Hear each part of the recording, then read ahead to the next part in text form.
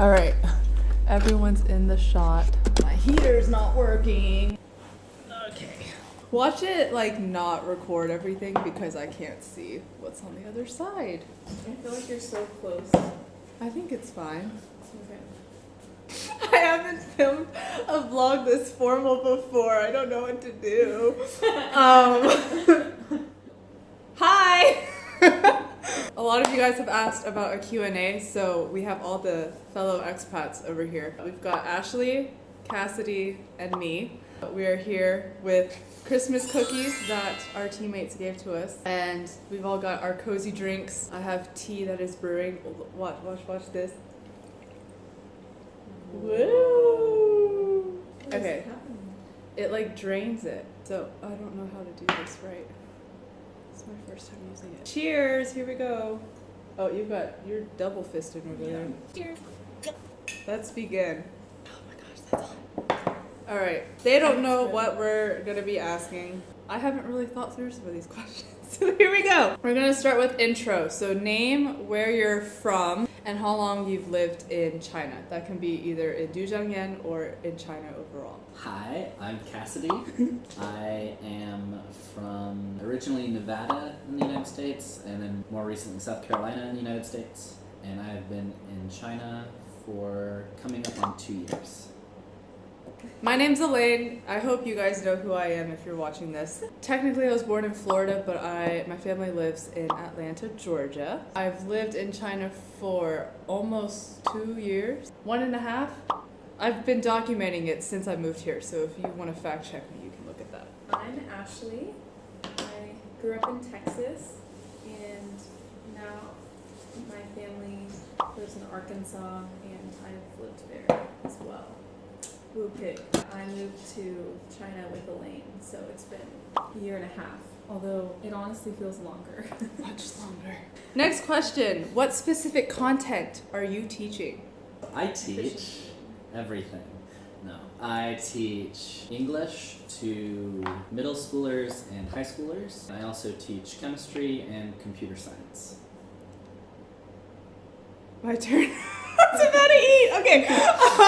What do I teach? So the youngest group I teach is first grade English, and then I also teach second grade English. I teach international English for one 9th grader. I help both of these folks out with their traditional English classes, like conversational English, and that's 10th grade and 11th grade. And then I am the AP English 12th grade teacher as well. I teach basically preschool, kindergarten, 3rd grade reading, 10th grade, and 11th grade communication skills. Grade 11, the traditional students, conversational English. So kind of following up on that, what's the educational system like? So our school is a little special. We teach at a school that has 2 departments. There's a traditional track, like a traditional Chinese track. They'll take the Gaokao and go into Chinese universities. And then we also have an international track for students who are wanting to study abroad in other countries. We're also a boarding school. We have a preschool, but the preschoolers, they go home every day. But if you become a primary school student all the way until high school, you typically stay on campus 5 days a week. Or 6 for the traditional students. We also have 2 campuses, and that's where we teach the primary students. They're not a boarding school. So to answer this question, we really have almost every variation of the education system. It is a private school. We have like more freedom, or things are a little more flexible. Next question. How is healthcare? I can answer this having recently gone to the doctor twice. It was a very efficient process. It was all in Chinese, so I did have my teammate come and help translate for me, but it was pretty inexpensive. They were able to do a blood test there and get medicine there in the hospital very quickly. So that was something different that we don't have, maybe that consolidation like we do in the US. And when we all came into the country, the first thing you have to do as a foreigner is get a health check. And it's crazy efficient because you go to one building and it just has multiple floors, and you get every test you need in like one chunk of time rather than having to spend it over multiple days and go to various offices. It kind of feels like a scavenger hunt because they give you a piece of paper, and every time you do one, they stamp it. And so you're kind of like just going around the building collecting all the stamps, and then when you're done, you bring it back to where you got it from. Yeah. But that's just initially coming in. There are also a lot of international hospitals, especially in Chengdu. We all have an international healthcare service provider, so that also helps a lot. All right, next question. This one's a little long, so stay with me. How would you compare Chengdu and Chongqing from your experience, as well as your friends, family, and colleagues? I've never been to Chongqing.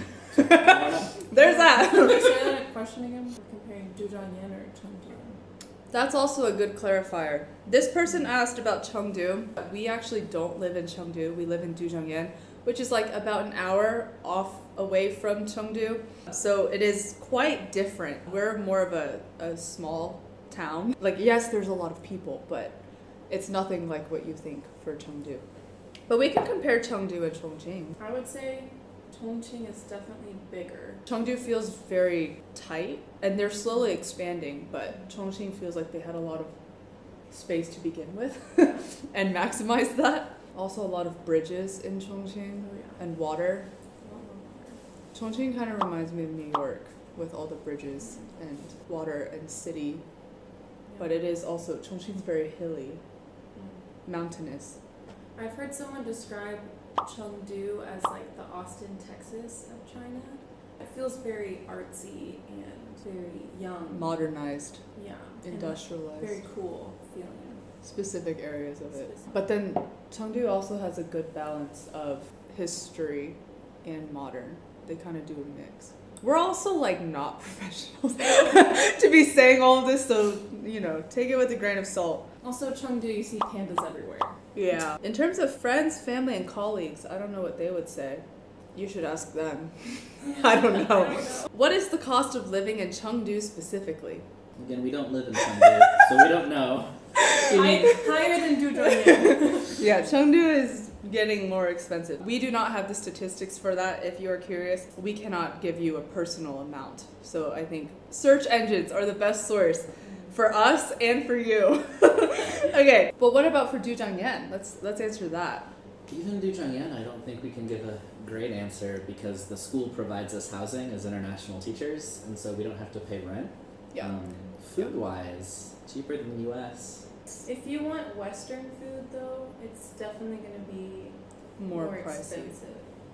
But still not as pricey as what you would get in the U.S. We're all speaking from comparing U.S. to China. One of the things that we need to do better is to stop comparing. Yeah. Because the exchange rate is so drastic. Like everything we buy, we're like, wow, this is like significantly cheaper. Even like taxis, like getting around town is so cheap. In the U.S., it's pretty expensive. It'd probably be like 3 or 4 times more. So Yeah. it's better to compare to our salary. Yeah. I'm not sure how that. Yeah, And that's that different works for either. everyone. The second question also kind of ties into that. What is the average living cost as a foreigner? I would say, generally speaking, most foreign teachers in China are either given housing on campus or given stipends. Is that an accurate statement? To my experience, it's accurate. Also take that with a grain of salt. Lots of salt today. Anywho, and then, yeah, for us specifically with campus food, we do not have to pay for our food. We have 3 square meals a day, all week, like Monday through Sunday, Sunday through Saturday, whatever you do your weeks by. Yeah.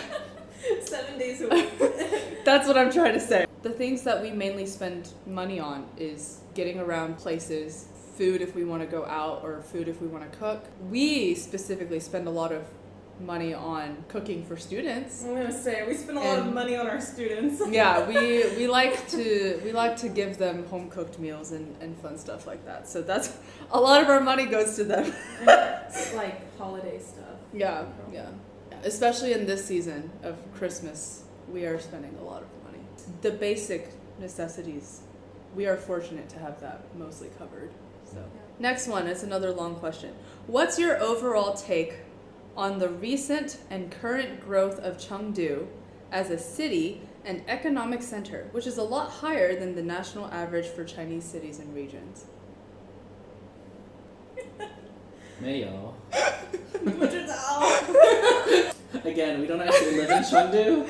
So we're not as like influenced by like what's happening. Like we go there for like a day or a weekend, but we don't spend most of our time in Chengdu. Nor do we talk to people about Chengdu a lot. I don't know if we really answered that question.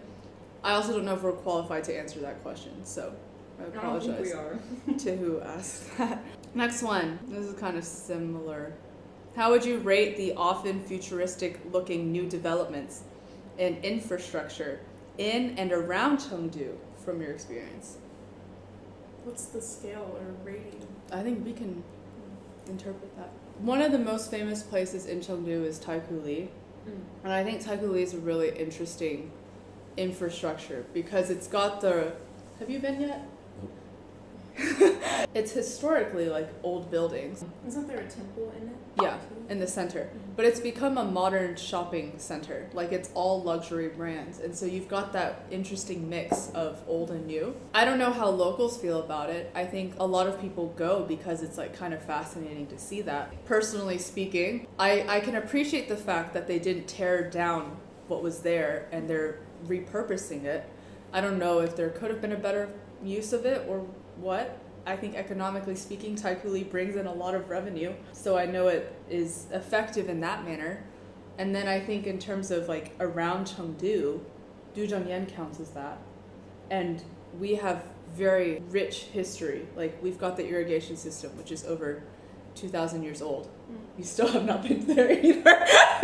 But I will say, on the outskirts of Duzhongyan, we are now having new stuff. Like where all the pandas in Duzhongyan are, right before you get there to like Qingshen Mountain and all of those places, we now have like the world's largest indoor skiing. So like we now have like a massive indoor ski slope. Ski resort? I was gonna say ski, yeah, ski resort. Ski place. A place where you ski. Indoors. So I think our city is slowly becoming more modernized, at least in that one area. You haven't been to that area yet. One day. All right, next. How safe is China compared to the US? I feel like the US has varying levels of safety depending on where you live. We all lived in New York City. Compared to New York City, I feel much safer. The most basic example of that are the subways. Just infrastructure-wise, the New York subways, anyone can just go down. And then in China, you've got like the glass sliding doors, and you always have officers stationed in everywhere to make sure that people are not getting caught or doing anything dangerous. What about you? This is a complex question. It kind of depends what you mean by safe. And then especially answering as a male versus as a female is very different. That's as well. also good. Have you ever felt unsafe in the US? Not in any like, oh, like I feel like this neighborhood's not safe. I just don't go to places like that. I never necessarily felt in danger just walking around. In New York, you're In saying? New York or in China. He brought up a good point about like male and female. I think in the US, we maybe both grew up with this idea of like you don't go out at a certain time, especially alone. I think in China, I remember feeling shocked because people would be like, oh yeah, like it's totally fine for you to like walk at home at night. And I'm like, wait, really? When I was alone in China, or like maybe just with one other female friend, and we're walking in the dark, I would think about like if I were in the US, like I would not be doing this. But I think here there's just this level of, oh, generally speaking, this is fine. This is kind of normalized here. Doesn't mean that nothing will happen, but it feels like the probability is a lot lower. And another thing that I had noticed last year specifically was some kids in China go around just carrying these massive fake guns. And you don't see that in the US. It's just an interesting thought. Like growing up in a place where guns are legal and we hear a lot of news about guns in particular, and then just being in a country where that is not allowed, but it's enforced through play is so different from my like cultural perception. When I see that, I'm thinking, wow, like if I saw that in the US, I'd be kind of shocked. Or even if there was like an adult with a toy gun, I would feel unsafe, Whereas here, like, there's that automatic guarantee almost of like, that's a toy, that's not Yeah. anything that will harm anyone. There's no orange tips either. Yeah, so you can't really tell that it's fake, but you know that it is. Being a white person in China, everybody's always watching us, and they behave differently towards us meaning me and Ashley, than they do, I think, to other people that like they recognize as Chinese. So I don't know if that's different for you, Elaine. People are also tend to put on their like best behavior if I'm around, or like just because they're like, oh, we have to show that China is a good place to be for this person who's not Chinese. I've had my fair share of experiences where I was treated very much like a local, and so that's a different story for a different time. Okay, before we move on to the next question, can you make sure we're still recording? Yeah? Please say It says 33.15. Okay, great. You scared me for a second. I know, I was like, wait. Next question, kind of, we touched on this. Do you guys think there's any chance of China legalizing guns? No, not anytime soon. I don't know. Like, I don't know how the Chinese government works from literally any kind of level, so I have no idea.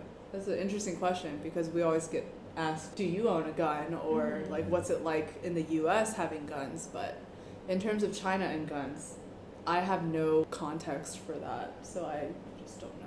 Next question. Is your wallet happy?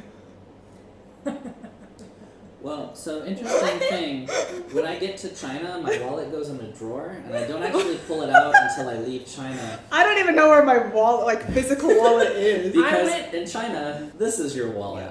Yeah. Everyone just uses their phone for everything. The real question is your wallet metaphorically happy?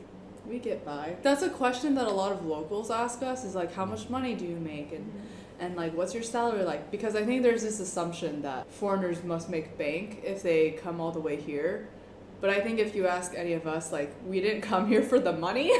And in terms of salary, like, we do get benefits compared to our Chinese local teachers. But I think if you do the, what's that called? Currency exchange of like how much we make in China versus in the US, it is incomparable. And also, like we said, we have a lot of privileges of having a home and having food provided, so our wallet doesn't need to go towards those specific outlets. I guess I can't answer if my wallet is happy, but I am happy with my wallet. Next question, Amazon or Taobao, and why? I mean, there's perks on both sides. Amazon speaks English better. That's true. That is very true. Sometimes what I'll do is I'll go to Amazon, find the product I want, and then take a picture of it with Taobao, because that's the only way I can find it on Taobao. Amazon has Prime and Prime Video, which Taobao does not have any way for me to watch movies. So. Are you sure? Well, Maybe we just don't know that's on Taobao. If it does, I don't know about that feature. I feel like Amazon I mainly used on my laptop. I know Amazon has an app, but Taobao is primarily used as an app, so it's very on the go. It is so easy to just click, click, click, and then all of a sudden you have like 20 things coming in. Taobao's pretty quick, and I know Amazon can also be pretty quick, but I haven't used Amazon in a long time. I haven't been in the US in almost 2 years. I think language is the hardest part if you're a foreigner. Sometimes there are messages that you get from the seller and you don't know how to respond, or you want to customize things, or if you're trying to ask questions about what this product is. I will also say a disadvantage to Taobao is that not everything you see in a picture is what you're actually going to get. So there's a lot of copycats out there. Or get exactly what we ordered, but we didn't know that that's what we were ordering because the picture was of a different item. And that's also because we don't necessarily read. So it's like you can rely on the pictures, but then sometimes you can't, and it's hard to know when to do that. Yeah, I'm a review person. I love looking at reviews when I'm on Amazon or other things, so not every item has reviews, because especially if you're going for a general item, you could find like at least 10 versions of that and you don't know which one's the real one. Sometimes you don't want to overpay. It's kind of like a, what is that? It's a toss-up? Yeah. I feel like Taobao's pretty easy as a foreigner. Like, I think it could have been a lot worse. Okay. My whole house is Taobao. Is it really restricted and difficult to live there? Is it difficult for a foreigner? this isn't universal, but a lot of Chinese people put on their best face when they're around foreigners because they do very highly prize hospitality and making China a place that is welcoming. I mean, there definitely have been instances where it's like, okay, what just happened? But overall, I'd say it's pretty easy as a foreigner. Language barrier exists, and at least as a white American foreigner, I feel like most of the time people go out of their way to like try to make living here a pleasant experience. Yeah, people are very happy to see you, very friendly. Want to practice their English. Yeah. Take pictures with you sometimes. Sometimes that gets frustrating. I get asked to take the pictures of them. I feel like as a foreigner, you're always going to be on the outside and like stand out, and sometimes that's a benefit and sometimes it's not. Realistically, there are some hotels that we can't go into. Not having a Shinfenzhen is very inconvenient sometimes because you need a Shinfenzhen, like your ID number, to access certain apps or to like do certain basic things. Like we can't have a bank app. We have to actually go to the bank to do stuff or go to an ATM. Whereas a typical Chinese citizen with a Shinfenzhen like ID number can just do everything from their phone. Or like going into a train station, they just scan their ID and go, whereas we have to go in a special line and a police officer has to make sure that our passport gets scanned correctly, and if it doesn't, then like they gotta, check every detail and stuff. Okay, this is more about Chinese Americans, so I will make this quick. Is it more challenging for Chinese Americans to secure an English teaching job in China? For me personally, it was not difficult. I have heard that it can be. Being a foreign teacher in China, it is like a photo op. Appearance matters because most of the content circulation are pictures and videos. It's just a stark contrast when you see white people or different ethnicities represented in a Chinese classroom or workplace. It is true, like having a Chinese American or Asian American appearance, no one can tell based off of media. And so I think schools do think about that and make decisions based off of that. But for me, my school, in terms of recruitment, that was not an issue. Like they looked at my resume and the agency that I went through. Those were my entrance factors, not my physical appearance. But I know that's different for everyone.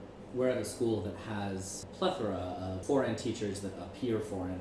So having some that are Chinese American or of Asian descent, they still have plenty of photo op opportunities. Versus, I think if you were applying for a school that only is going to have one or two foreign teachers, then it might be a little bit more. I feel like there's an advantage of Asian Americans having an understanding, especially Chinese Americans, an understanding of Chinese culture and language.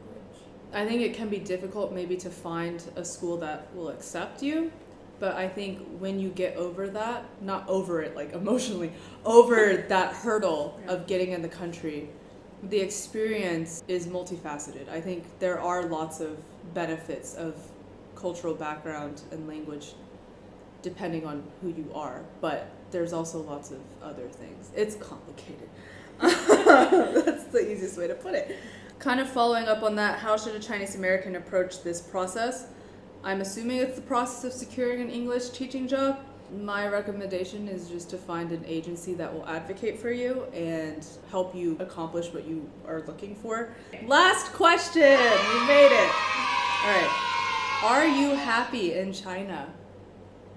I think the silence makes it seem like it's a no, but I think it's more I'm trying to analyze the word happy. I'm thinking the same thing. What does it mean to be happy? Yeah.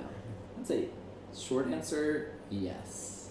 There are hard parts, there are challenging things, but at the same time overall, it's a very welcoming place to live. Zhangyan's a great city. I love the school, I love our students. So. Yeah, along the same lines. Short answer, yes, but also there are some things that are really challenging, like missing family, having cultural misunderstandings, or just different cultural values. Yeah, happy is a very broad term, and I think everyone has a different definition of what that looks like. Just like they said, short answer, yes. There are moments of happiness, moments of joy, but there are also moments of frustration and stress.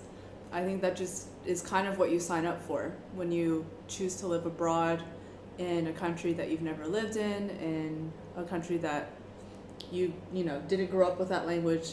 It's a little different for me, but also it's also very complicated for me as well. The overarching answer, I think, for all of us is, yeah, we're happy, but happy is not the only way to put it, because I think that would also diminish the experience of actually living in a country like China. There's just so much to it, and I think that's just natural. So, yeah. I think, kind of got that. It's kind of like, did you have a good vacation? It's like, well, this isn't a vacation, it's a life.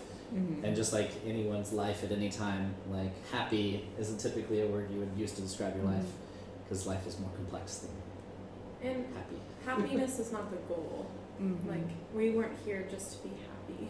It's very meaningful to each of us.